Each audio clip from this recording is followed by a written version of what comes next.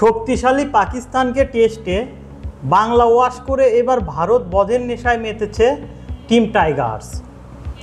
তাই তো বাংলাদেশের বিপক্ষে শক্তিশালী 16 সদস্যের স্কোয়াড ঘোষণা করল টিম ইন্ডিয়া। প্রায় 2 বছর পর দলে ফিরেছেন ঋষভ পান্থ।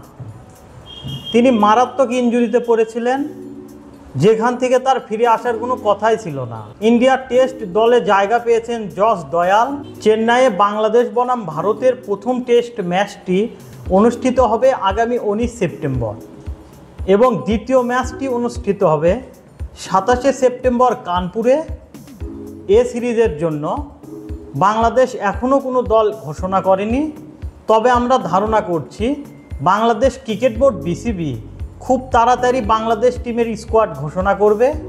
তবে বাংলাদেশের বিপক্ষে প্রথম টেস্টে ইন্ডিয়া দলে রাখা হয়েছে আরেক উইকেট কিপার ব্যাটসম্যান ধ্রুব জুরেলকে। তবে জায়গা হয়নি সুরেশ আয়ার এবং প্রথমবারের মতো ভারত দলে জায়গা পেয়েছেন জস দয়াল। ব্যাটিং বিভাগে বিশেষ কোনো চমক নেই ভারত দলের। দলপতি রোহিত শর্মার সঙ্গে ওপেনার হিসাবে থাকবেন জয়সওয়াল। মিডল অর্ডারে রয়েছেন শুভমান গিল, বিরাট কোহলি, সরফরাজ খান, লোকেশ রাহুলের মতো অভিজ্ঞ সব তারকারা। এবং জায়গা হয়নি দেবদূত পাডিক্কেল এবং রজত পাটিদারের। টিম ইন্ডিয়ার বোলিং ইউনিটেও কোনো পরিবর্তন আসেনি, সেটাও রয়েছে অক্ষত।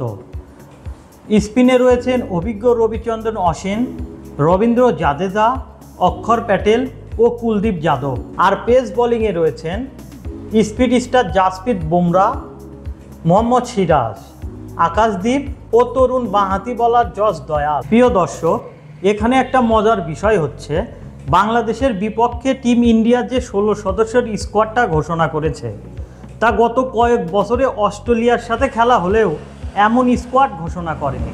আর এবারও কি পাকিস্তানের মতো ভারতকেও বধ করতে যাচ্ছে বাংলাদেশ?